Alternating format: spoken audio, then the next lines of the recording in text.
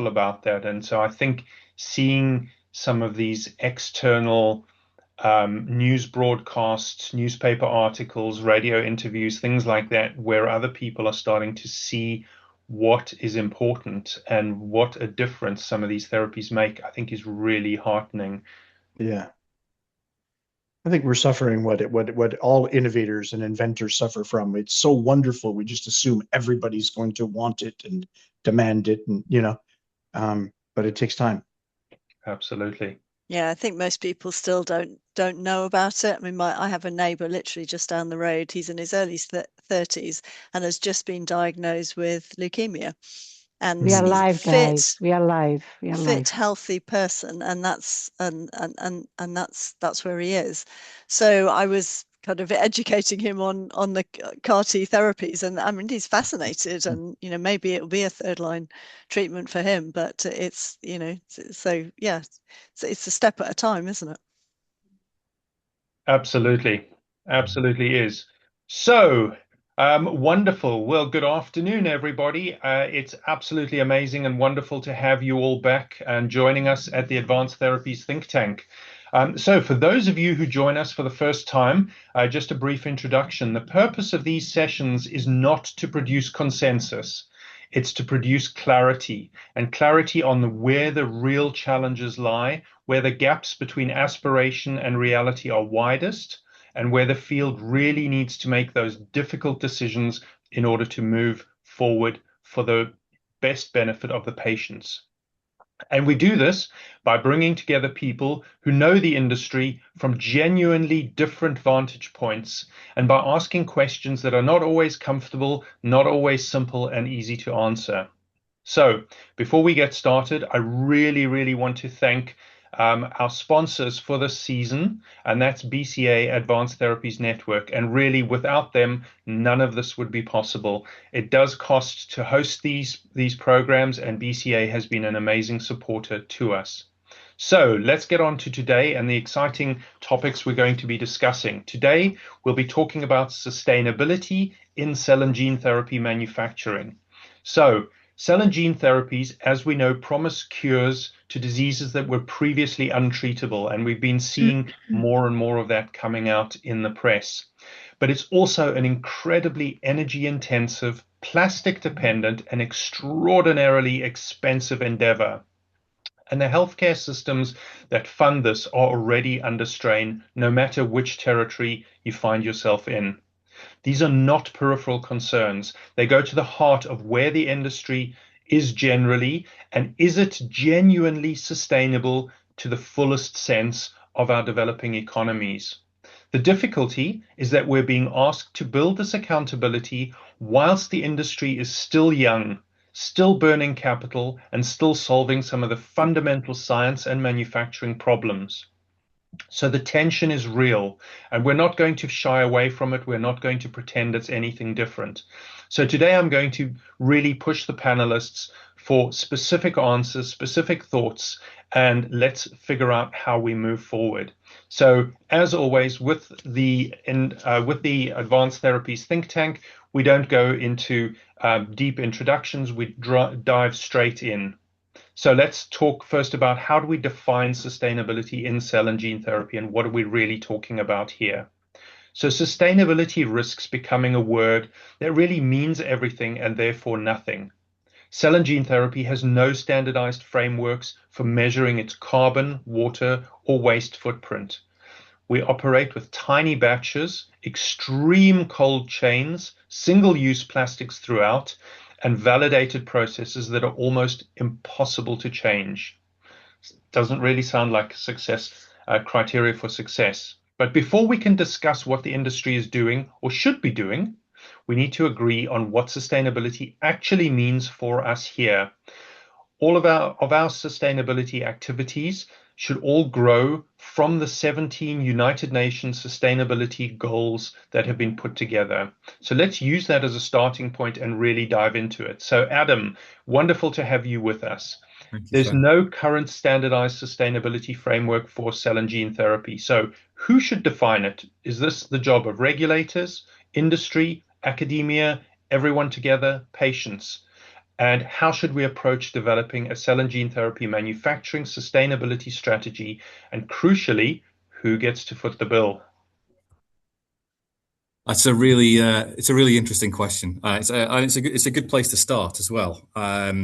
So with everything, any kind of aspect of sustainability really should start with that overall framework of the UN Sustainable Development Goals, or the SDGs, as they're commonly shortened to.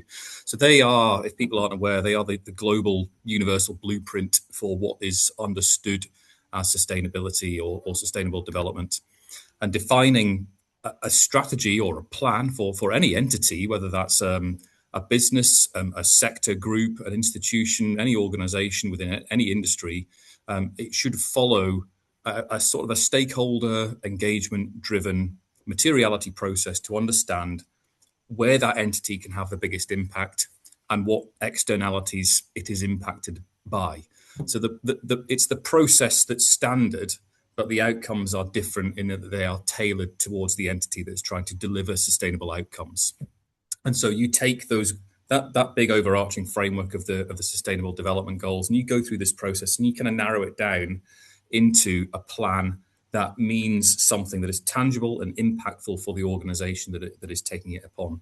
So defining it for cell and gene therapy is no different to defining it in any other industry. It should be a pre-competitive collective effort. There should be everybody within the industry involved.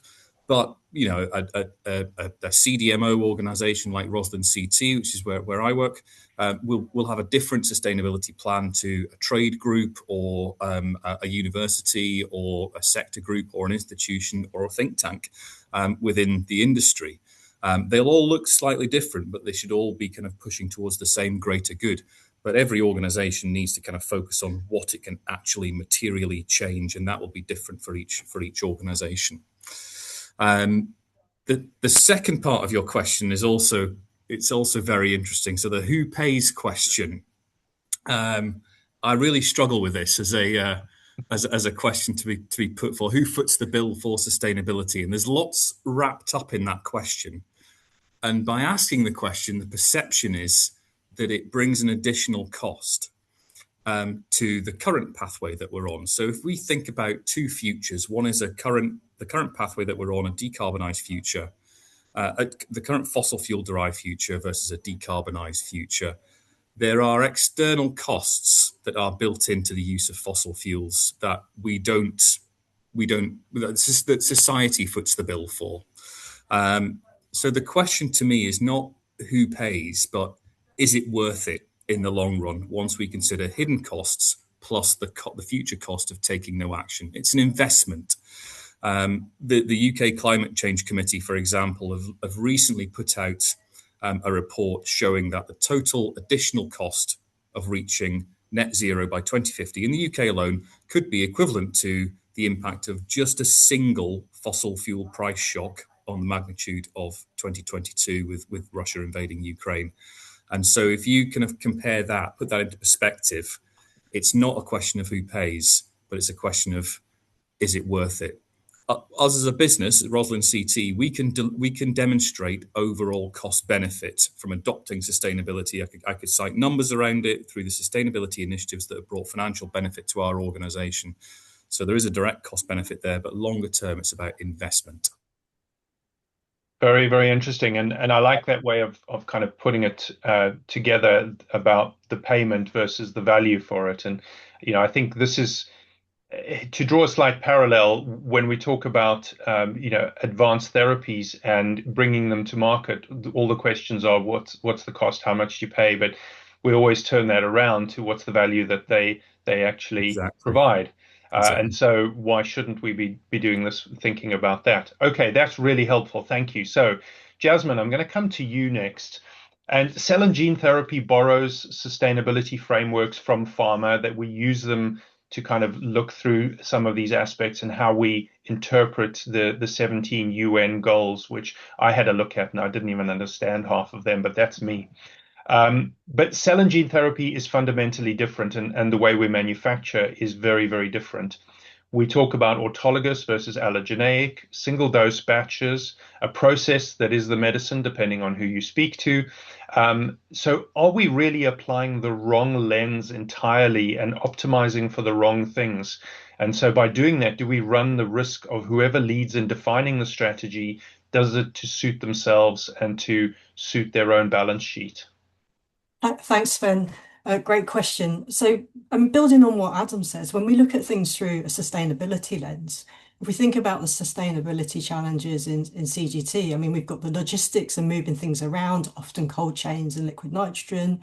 There's the clean rooms and the HVAC and the energy used there, single-use plastics. And from the waste side, we have liquids, waste, solid waste, which often are biohazardous and go for incineration. If we're including oligos and mRNA in our kind of definition of CGT, there'll be solvent usage and solvent waste in that mix as well. But, you know, previous to working in this industry, I worked in fast-moving consumer goods, and we had the similar logistics challenges from the sustainability lens, similar manufacturing challenges. And ultimately, we're trying to get more of what we want out of the process for as little energy and resource that we're putting in. That's the overall arching goal. And I think it can translate not just, I think we can utilize pharma frameworks, but I think we can also learn from industries outside of pharma. The differences for CGT, as I see it, is really a question of scale, as you've mentioned. So pharma, maybe they're using more materials and moving more things around, but they're also able to produce larger batches. So on a batch perspective, dose perspective, you know, the sustainability number, and we'll come on to how we measure that number, it might be better than CGT. But if we look at it as a life science industry, ATMPs may be at the moment contributing less overall. So I do think we should use frameworks. I'm a great believer of using, you know, what's good and what's out there and adapting it rather than trying to just reinvent the wheel because we think we're special and ATMPs are very different. We do need to focus on our particular challenge of autologous, I think, which is the extreme case where by definition it is one batch, one patient. But I don't think we should shy away from it. You know, we are a young industry. We don't have legacy systems, processes, and facilities that we need to adapt, which is very difficult. We have the opportunity as an industry to define ourselves and how we take on sustainability. We should be looking at, you know, reducing those cold chains. Should we focus more on formulations and stability at higher temperatures?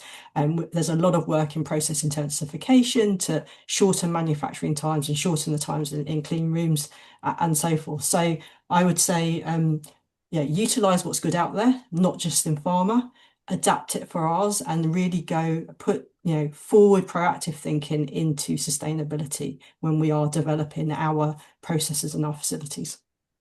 Very, very cool. Thank you very much. So yeah, I mean, that makes a lot of sense. Being a young industry, this gives us the opportunity to get out there and innovate and build some of those aspects in. So let's kind of take it back to some of the starting material and things like that. And Claudia, you know, when you're thinking about some of your companies that have been involved in supplying starting materials and reagents, your customers will be turning around and saying, well, what sustainability credentials do you have?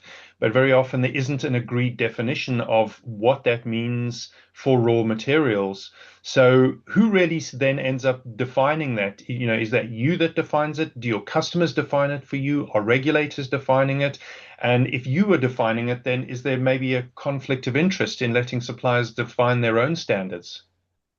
Well, this is a great question because it's actually based from all the ESG that is being built out in the big pharma environment. So this comes from that relationship that we have with many of those that use the materials. It's quite fragmented nowadays. You know, the pharma has their own definitions. We create our own definitions, and the regulators that are very much focused on safety, quality, and efficacy, they are not looking into the environmental metrics itself. So in practice, everyone is defining a little bit, but nobody owns it. So the truth is, there is no conflict of interest, but there is an opportunity for doing convergence. So the regulators will not define the sustainability, but will create, maybe set up guardrails. So especially around transparency and claims. The customers will continue to demand these signals to standardize requirements across their supply chains.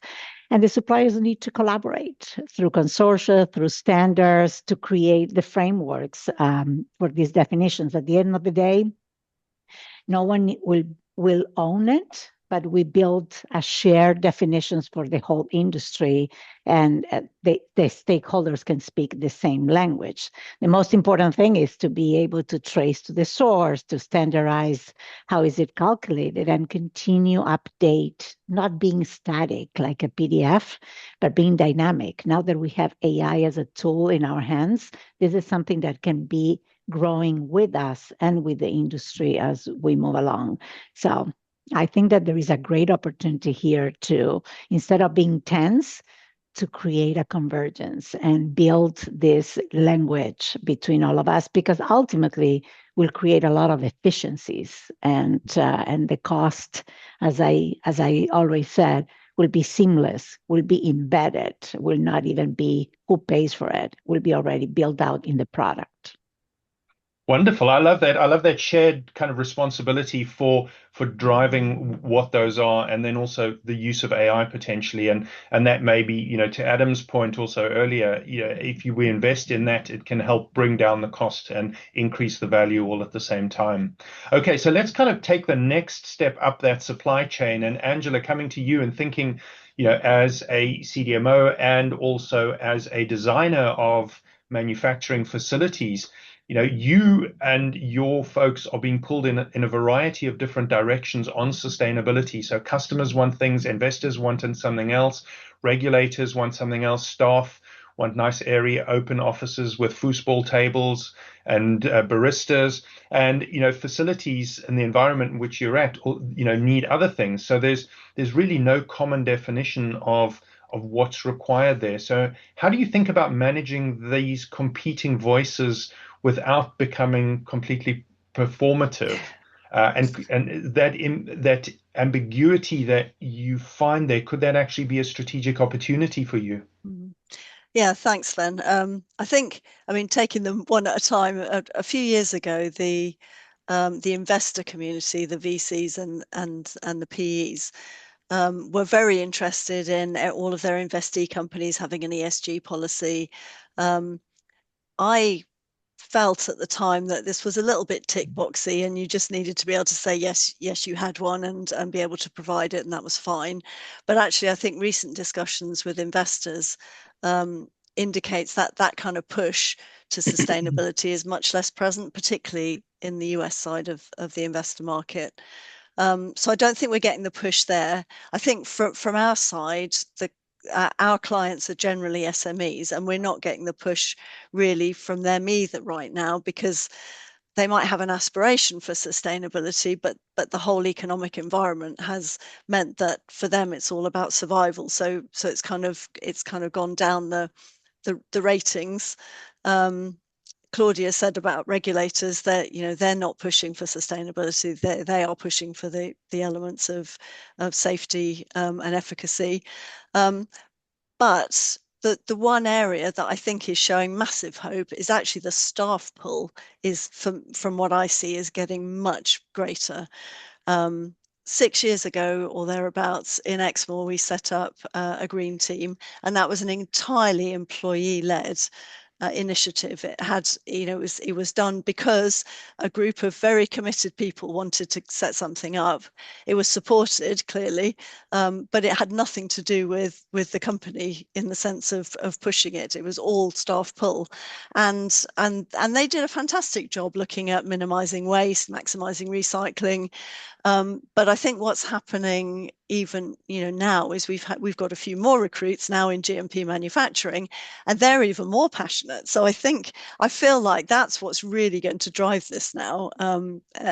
and that's fantastic. Young people are coming in with a real passion for sustainability, and they can make the difference. And the little people can make the difference. And ambiguity, actually, as you say, can be a strategic advantage, because if there isn't a definition, then you make it up, and that can be that can be fantastic. Really, really interesting. I love that sustainability is very much a team sport, and it's driven by the folks on the ground. And I think that's really exciting. And what I've noticed over the years is, I think also that goes back to Adam's point at the beginning. The sustainability is driven at all levels. You talk there about from the staff level, but also from investors. And the investors are the LPs. We notice this also. There's huge amount of push from that perspective, and I think then it obviously waxes and wanes depending on the specific government you're talking to and what they feel about these things. Okay, so that's really exciting. So we've got a nice framework. So let's look at a little bit deeper and go into sustainability in action. And let's see what's really happening out there. And this is where it gets kind of challenging. So, as we already heard, that supply chains are very complex and they're often somewhat opaque beyond tier one. And, Jasmine touched on this. Validated processes are nearly impossible to change without enormous regulatory burden, as Jasmine mentioned to us, and all of you are probably well aware of this. Customers are also demanding LCA data that most suppliers really struggle to produce accurately. And we now also have a fragmented international set of requirements pulling companies in different directions. And as we get more geographical and geopolitical diversity, fragmented world that we now live in, that's possibly going to get worse. So I want to understand, what are all the players in the space doing about this? How are people approaching it? And so, Claudia, I'm going to start with you first. Customers are often investors want to see the sustainability evidence. They want to see things are happening, but most cell and gene therapy suppliers lack infrastructure to generate this accurately and effectively and for all territories. So we're producing estimates that are dressed up as data, are we? And if we are, what are the commitments that we're making, and are they actually worth it? And do we risk watering them down just for commercial competitiveness? How do you tend to look at this space? You're on mute. Sorry about that. It's a good actually point. The truth is, as we grow as an industry, there are more requirements on transparency from all the players, and the transparency will show inefficiencies that need to be taken care of, and those type of things you cannot hide anymore, unfortunately. So that's why I think that although it's kind of difficult for smaller suppliers to fulfill that. Again, we need to go and talk about community and talk about consortia and other type of frameworks where everybody can work together and build slowly, the same way that we build the industry, slowly the regulatory environment around the supplies, not only raw materials, but in general, was something that was growing with time, the standards, the standard coordinating body, etc. So things that we're building over time. We cannot be overnight sustainable. It's something that it's a process, as a matter of fact. But definitely, we need to understand that these frameworks that we are building right now are going to create sustainable products, will be more efficient, and will be economically more efficient. And definitely there are incentives around the industry, even in the relationship supplier and sponsors, and discussions and transparent discussions and risk sharing agreements that can happen. So there are opportunities to work towards the transition, but the ultimate goal is to have a sustainable, economical, and efficient industry moving forward. And knowing that that is the ultimate goal, we need to work step by step and looking into all the elements that we have in order to build it out. And the sharing infrastructure is actually very important. That sounds really, really positive, and I love the you know that teamwork aspect, moving not just people in the company but to various companies and being able to work together. And Adam also referred to this pre-competitive environment at the beginning, and you did mention, but I do want to give a shout out to the standards coordinating body, because not-for-profit organization supporting cell and gene therapy industry, and it provides a forum and a way for everyone to work together.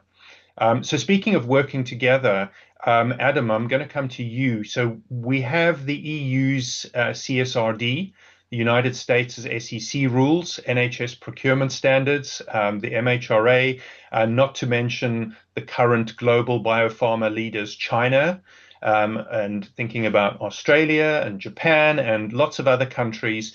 And very often in a lot of the stuff, they're pulling in somewhat different directions from a sustainability requirement perspective.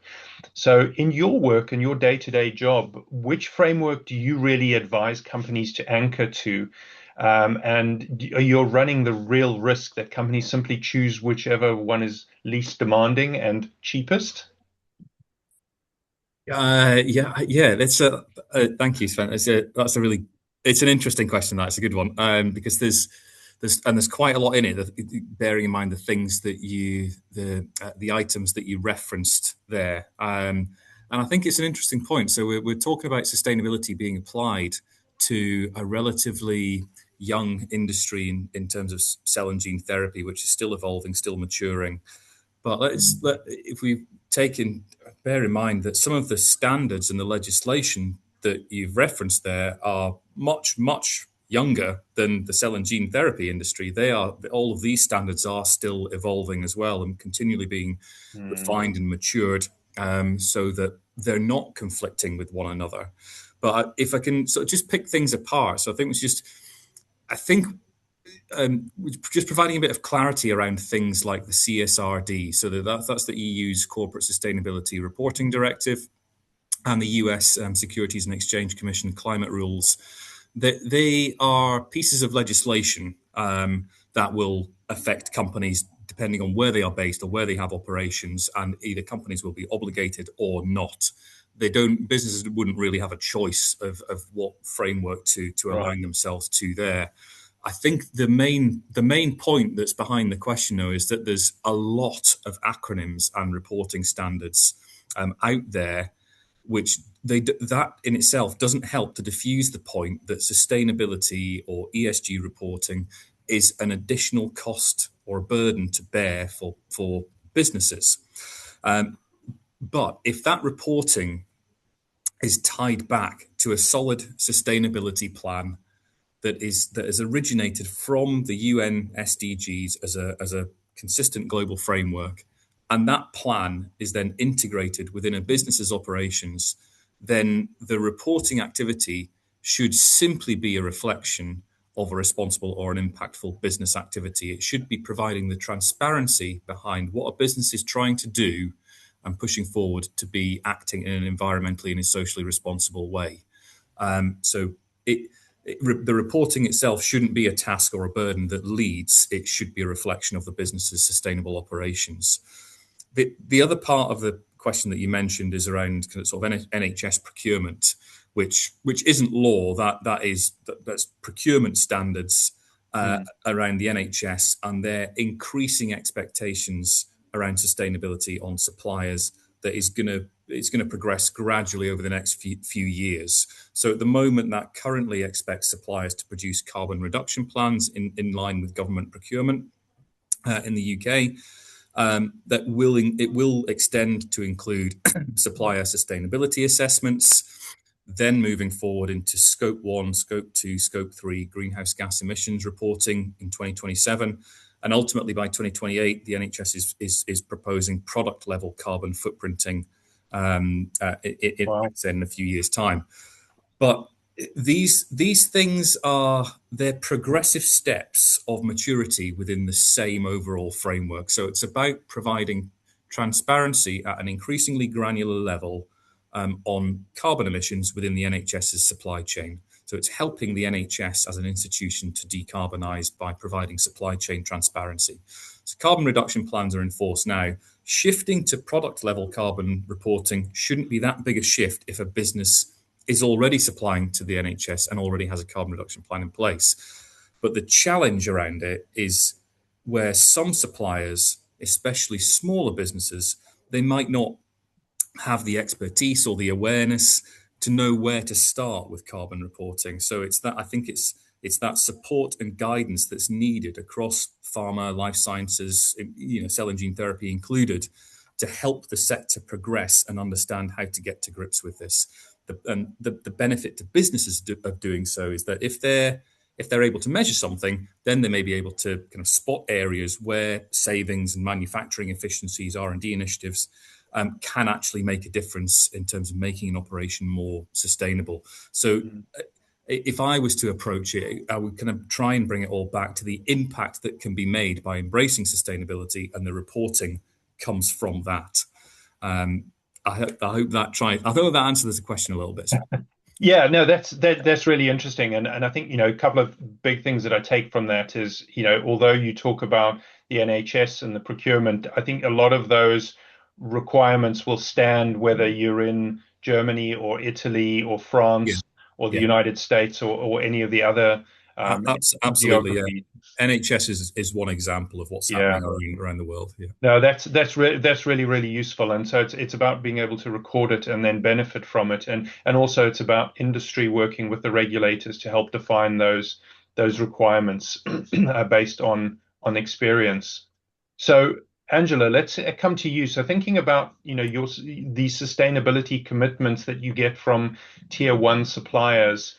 Yeah, when you look at them, how far back does your visibility go beyond just that initial supplier? And what do you do if that supplier can't meet your requirements?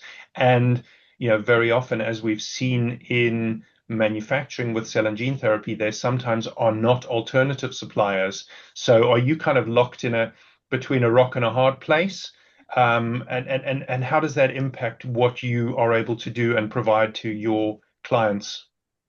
Yeah, I think, you've hit the nail on the head, really. Yes, we would look for suppliers that have a sustainability focus. I don't think in many cases there's a lot of selection, there's a lot of choice. So if you're using a consumable bag and tubing set from for a piece of equipment, you only have one place that you can go for that piece of equipment. Yeah. So yes, we look back and say, well, how much are these guys using recycled plastics? What could we focus on? But what we did, apart from just that first line of saying yes, do they have a sustainability commitment, is then say, well, what is it that we can actually control? And then a lot of that is on recycling of single-use plastics. So it's, what can we reuse, not in GMP, but in process development? Can we pick contractors who recycle as much as possible? Can we pick suppliers who use recycled plastics as much as possible? And, can we work with, there's some kind of marketplace trading companies now out there who are trading in nearly sell-by date equipment and reagents, and that is such an obvious idea, because then there's a cost advantage and an environmental advantage, because the company would have thrown those things away. So I think there's some things that we can do, and obviously you were asking about suppliers, but facility design also has a massive impact on sustainability, and we were in, I guess, the fortunate position of recently designing our own new facility, and from the shell construction perspective, we were able to reuse 99% of everything that was there before. So all of there was a building on the site before it was knocked down. We reused everything, including the steelwork, which was melted down and brought back on again. We put in solar panels, and HVAC is the biggest issue in our industry, as we know. we were able to not use either gas or oil for energy. We use electric, so we have heat pumps. And they're much more efficient. So, we're gaining there, not in terms of cost, unfortunately, because electric's so blooming expensive, but we are gaining in terms of energy efficiency. We have heat recovery on our HVAC. But one of the areas that I think is perhaps missed often is lower grade clean rooms use a lot less HVAC. So we designed our whole facility based on grade C clean rooms, not grade B clean rooms, so that we focus in process development, therefore, on generating closed processes so that we can run them in our grade C facilities, which use less energy. So I think, there's a lot we can do to make the facilities, whether it's a new build or a refurbishment, to make the facilities as efficient as possible from a sustainability perspective. Absolutely fascinating. And I love the fact that, you've kind of got your own facility that you've just designed to be able to point to. So, that's a great opportunity. And I love this marketplace also. I think that's really thoughtful and very efficient. So let's take a bit of a detour and start thinking about technology and digital. So Jasmine, thinking about approaches like digital twins, which are able to link cost and quality to carbon impact, and things like that, really sound very cool and transformative. And we talked a little bit about AI that Claudia mentioned, and particularly you could leverage some of that in that stage. But really, honestly, how far are we from practical implementation of this? And do we run the risk that things like digital sustainability tools become a very cool slide deck, but not actually generating a lot of value, much like many companies that we assess, they're all using AI, even if it's only on a spreadsheet. So what are the risks that we run there, and how should we be thinking about it? Yeah, thanks, Ben.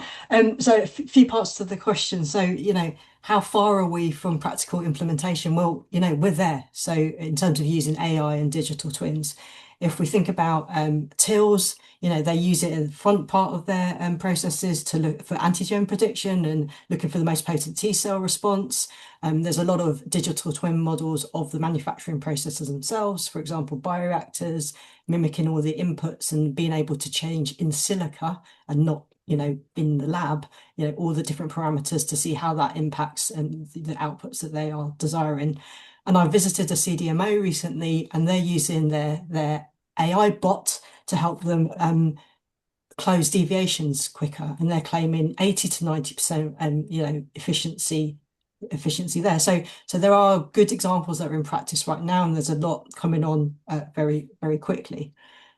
AI is one of my hobby horses, Sven, so I'll try and keep this brief. I think I was reading an article earlier this week about how much energy and resource it costs to generate these AI models and the technologies and hardware needed. So, for all these models that we're building, we need data centers, we need AI chips, which are energy intensive. And some reports say it's millions of gallons of water per day for the cooling of the data centers. We need to power these data centers, and we don't have enough clean energy. So it will be a mixture of fossil fuels as well as clean energy powering these data centers. If you look in the US in terms of how much money the government and Meta and Google and the likes are committing to this infrastructure, it's in the 500 billion plus. So that shows you how much energy is being used. So your question about greenwashing, I think there are definite benefits, sustainable benefits, and Claudia gave some examples earlier as well, which is going to help the cell and gene therapy industry. But I think it's important for us to also present the other side on how much energy we're using to utilize this AI. And just for some context, if we ask a chatbot a simple question like, could you design me a travel itinerary? It's the equivalent of running your microwave for 10 seconds. If we ask it to produce a 5-second high resolution video, it's the equivalent of running your microwave for 1 hour. In cell and gene therapy, we are very innovative. We love to use all the new tools are out there. So I'm in the future, and even now with our NGS data processing, we love our images. I think we're going to be more on the higher usage end. And the better our models get, and the bigger our models get, the more energy it uses every time you query it. So there is a generation cost in terms of resources, and there's a usage of that tool cost. So I think for me, I will always say, use AI where it adds value. Don't use AI for AI's sake, and consider both the benefits and the disbenefits. And if it comes out net, maybe that's great. That's a great value for the business, but we do need to consider both sides, not just what's immediately in front in our field of vision. That's absolutely fascinating. Thank you, Jasmine. I love those comparisons, and I love your ideas about the use of AI. So we had a student work with us last year, and we asked them to map out AI use in the cell and gene therapy environment, and she actually came up. I think she came up with the term AI washing. So instead of greenwashing, AI washing, where companies are talking about using AI when they possibly aren't using it quite as much. But I love this thought about judicious use of AI, because we so often, it's so easy and simple, but we don't necessarily think about all of the water and the electricity behind that. So absolutely fascinating. So that really kind of brings us on to the future. Where do we go in the future? So we've kind of defined the problem, and we've heard what's happening in practice now. And I'm surprised there's so much happening, and that's really, really positive. But I think the hardest question is, where do we go from here? How fast, and who continues to pay? So the vision is really ambitious: sustainability embedded into regulations, NHS and other treatment pathways, health economics, early R&D. But as we all know, venture and other funding investment has tightened up. Cell and gene therapy companies are really fighting for commercial viability. The science is still maturing. We're learning every day. There's a genuine tension there. So let's think about, how do we address that, and how do we actually bring some solutions into the space? And Claudia, I'm going to look to you first. So cell and gene therapy is already, the most expensive medicine ever made, and we take some sort of perverse pleasure in announcing some of these therapies as being the most advanced, the most expensive. But pricing is very much under intense scrutiny, not only in the US, but also Europe and a variety of other countries. So if sustainability compliance adds meaningful cost to the supply chain, even if it adds benefit and value also, who ends up then paying for that in the long run? And is there really a realistic path to integrating these costs into existing or future health economic models?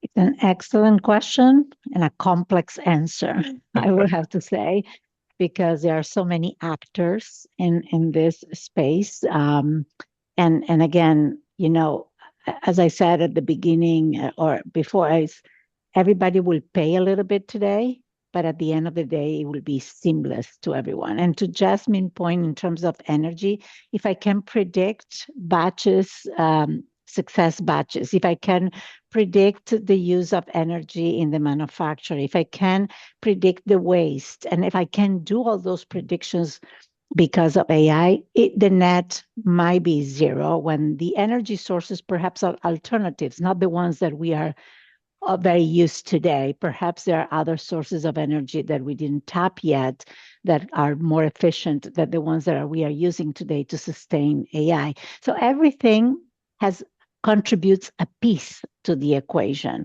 Unfortunately, the healthcare economic systems and models don't have the capability to absorb those costs. And that is where the situation is critical. These healthcare models are not built just built to pay for one medicine and for clinical outcome, but not necessarily for the cost of manufacturing, and they don't take care of that. But eventually, going into the future, we all contribute a little bit. All will contribute a little bit, and all today, the pockets for everyone, it's a little bit painful, but we need to be efficient in order, again, to create batches that are successful, to create a prediction on the waste, prediction on the sustainability of the whole process with the help of AI, and then eventually that cost will go down because the efficiencies will go up. And then with that, I think that the economics will make a little bit sense. It's a complex equation at the end of the day, but if we can play with the variables the right way, I think that we will get there. Very, very interesting. Yeah, I like your thought about, bringing that in, and it's not, we don't go from A to B immediately. We have to do it slightly more controlled, much as we've done with development of cell and gene therapies. So Jasmine, coming back to you, thinking about decentralized manufacturing, and this is often presented as a real sustainability win. We've got shorter cold chains, less transport, so less greenhouse gases, closer to the patient. But we've also got these smaller distributed facilities, which tend to be less energy efficient per dose than the large centralized operations, particularly, after we've heard Angela describe their new facility. So is decentralization really better from a sustainability perspective, or are we conflating patient access with environmental benefit? How should Yeah. we think about it? As you say, Sven, on the face of it, it seems, obvious that decentralized would bring sustainability benefits because of the reduction in logistics. I think more it's about peeling back the layers of the onion and looking more closely at this. If we still need to get materials to each of these decentralized sites. So instead of bringing bulk materials to one centralized site, you're now sending lots of planes or lorries to lots of sites. Okay, so on one hand, the product's going to be near the patient, so you can cut out that leg of the journey, but we do still need to get materials in.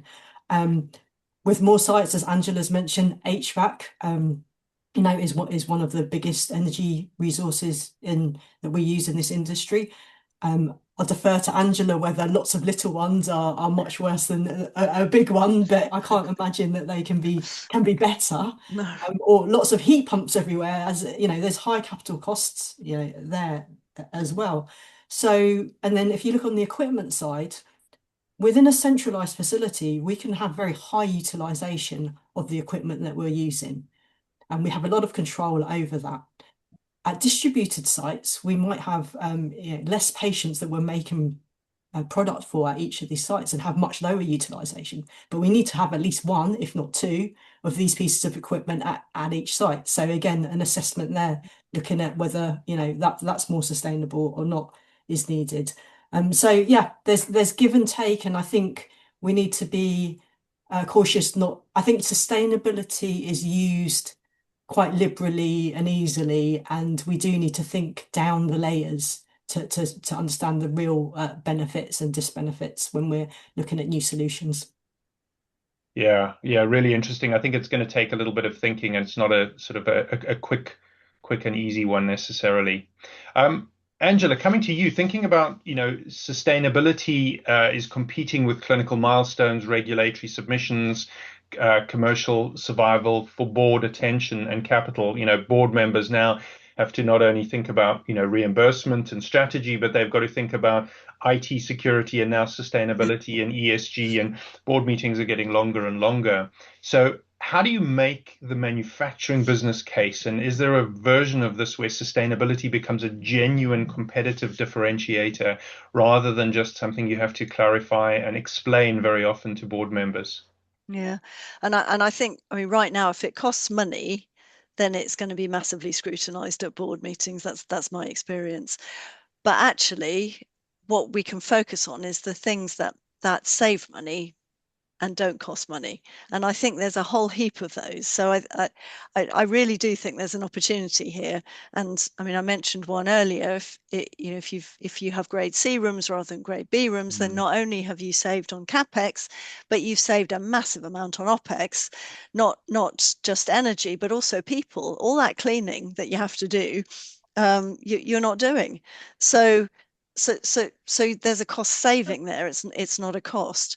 That the marketplace idea I mentioned earlier, that's a saving. It's not a cost. So I think we've got to be a bit clever right now. It's not a great environment for suggesting massive innovations that cost a lot of money, but it is a great environment for suggesting efficiencies.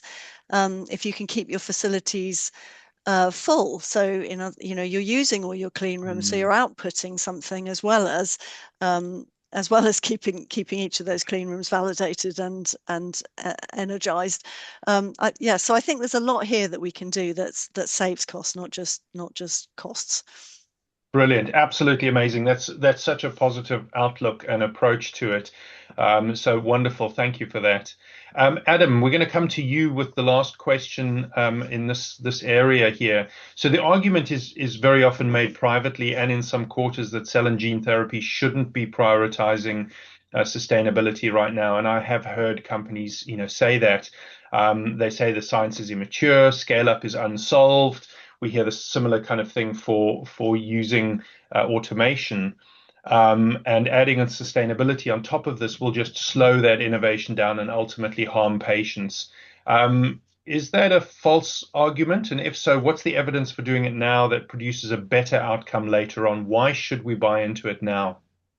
Yeah, it's an interesting one. I don't agree that adding sustainability to any process will slow innovation or harm patients. I think that conclusion is not founded on anything. I mean, I've been in my post at Roslin for around 3 years now, and we've built up a sustainability plan. So when I joined, I was new to the organisation, and I basically had a blank sheet of paper to work with.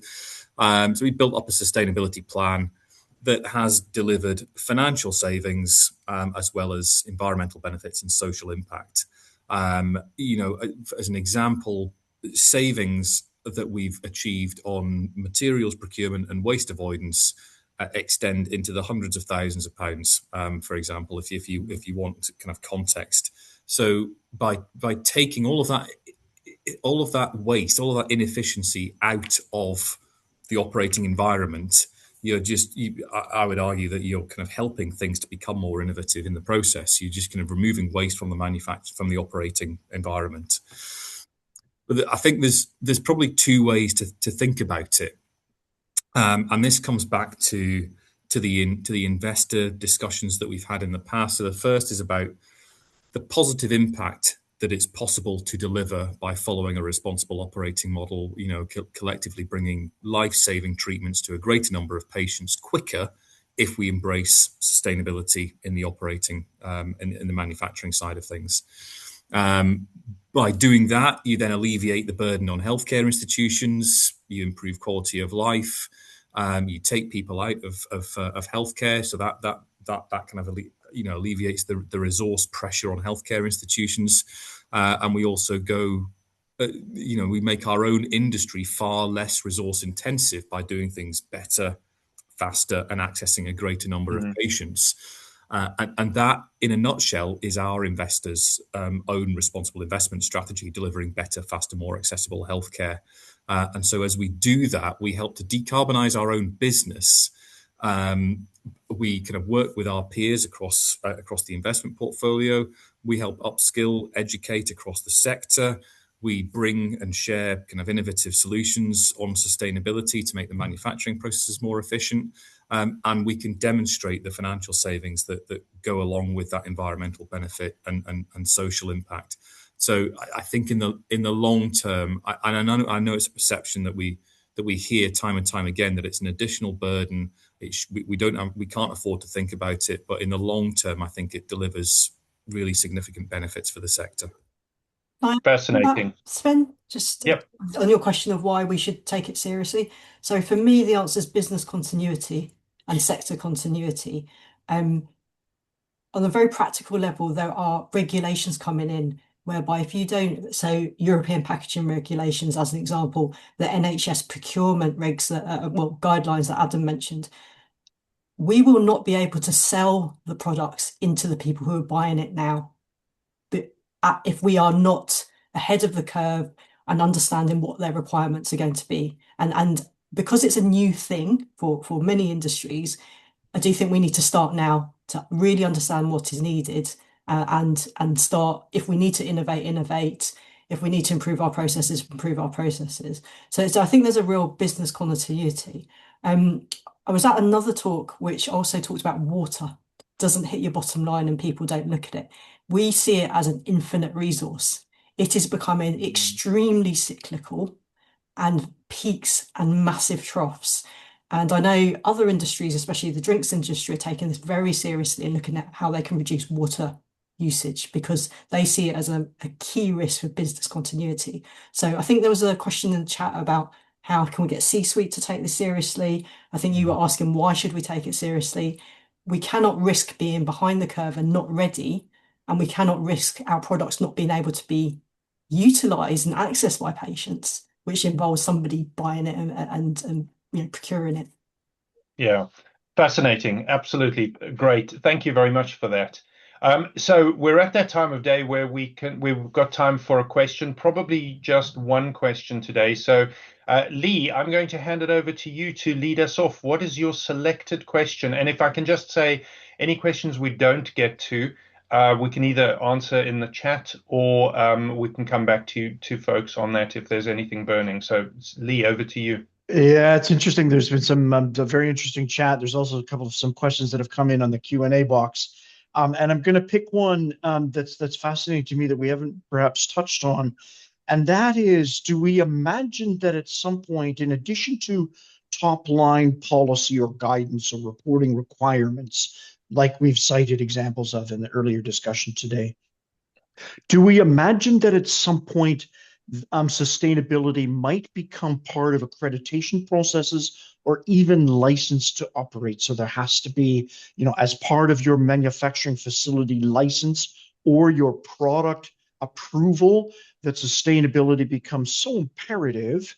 And I know perhaps the pendulum is swinging politically the other way than this way, but do we imagine that either as a self-accrediting movement or or certain governments deciding to make it part of licensure, part of product approval, and or part of accreditations? Lee, Who maybe would I like to can take a kick. stab? Yeah, I'll kick this off. I'll give an example of the EMA. There are some very current, active, lively debates on incorporating sustainability requirements within the Udrillex regs. And it's lively because there's two camps. On one side, people think the regulatory authorities should focus on patient safety. And on the other side of the fence, we're saying, but we can't have patient safety at the expense of, planet safety, for want of a better word. So I don't think it's imagine. I think that the conversations are, happening at the moment, certainly from the European perspective. I think Interesting. that the regulators should be not the one imposing, because as Angela said at one point, there are some components that you have only one provider, and it's very hard to create that type of situation, at least for now. So I think the regulators will be a guardrail, as I said at the beginning, and eventually will go together with the products until the end, and whatever it can be, not imposed, but suggested, strongly suggested, is going to be a great deal. That is what the aim should be, not necessarily right now being imposed, because if not, sometimes we shoot in our own foot and we not be able to walk the walk. So it's a balance. I love that metaphor. It's a very American metaphor. Okay, fantastic. Adam, Angela, any other thoughts on that question before we head towards the wrap up?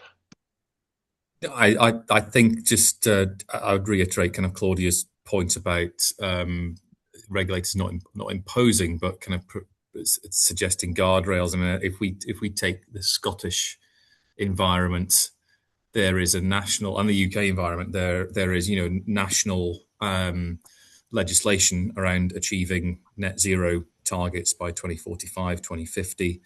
That is translating itself into sector level strategies and plans. We can see that in the Scottish Life Sciences Plan. The challenge is then how to do it, but it's there. It's in legislation. It's in sector level plans that have accountability to government to deliver growth within sectors that include growing the sector sustainability to create revenue growth, jobs within the sector. How is that going to happen? So the regulators there, they have a role, whether it'll be mandated or guidance focused. Who knows? And Okay. just to add one more thing, I think companies are driven by economics. So if you if you want them to behave differently, then you have to change the way different things are charged out. So if, for example, you reduce the cost of electricity compared to gas and oil, you will get people switching to electric. It's those kind of things that make the changes. Yeah, that's absolutely right, and we need to consider that. So, lots and lots to consider. Lots of exciting stuff. Some phenomenal answers here. Sadly, we have run out of time for Lee to do his wrap up. But the good news is he will do that wrap up and post it on LinkedIn. So keep an eye out. And as compared to me, he's phenomenally efficient. So he normally gets it out pretty quickly. I'm tend to take a lot longer. So that's thank you for that, Lee. So thank you very much also to our panelists. That's exactly the type of conversation we like to have. We like to get stuck in. We like to find some solutions. We've had some phenomenal suggestions and solutions out there, some great ways of looking at sustainability as something that really drives business, not that business has to drive sustainability. So really exciting. And what really strikes me about what we've heard today is this consistent presence of attention that the industry hasn't quite yet resolved between the urgency of sustainability and the really real constraints of an industry that's still growing and finding its feet in many ways. We've heard the tension is defined, in these challenges we see, but in the difficulty of measuring also of what we claim to be managing, or we claim to want to be managing, or have to be managing, or plan to be managing. And sharply the question of, is now truly the moment that we need to be doing this? And I think the answer overwhelmingly is yes. Now is the time, now is the time that we can benefit from it. Now is the time that we can make this benefit. There is still tension, and I don't think we've resolved that, and I think that's probably a good thing. But I do think that we need to be very honest about the conversations we're having, the challenges that we're facing, and how we move together. So I want to leave you with that. Thank you all for joining us today. Huge thanks to our sponsor, BCA Advanced Therapies Network, and for supporting us in doing this. Please register for our final session in the season on June the 4th and contribute ideas to future sessions, and also subscribe to our mailing list. We'll soon be launching season 2 calendar, and I'd highly recommend subscribing so that you are first to hear about it and you get in on all the good action. So thank you once again to everyone for joining me today. Thank you for your contributions and for your really educational discussion. Thanks, everyone. Thank you all. Thanks, Sven. Thank you. Thank you.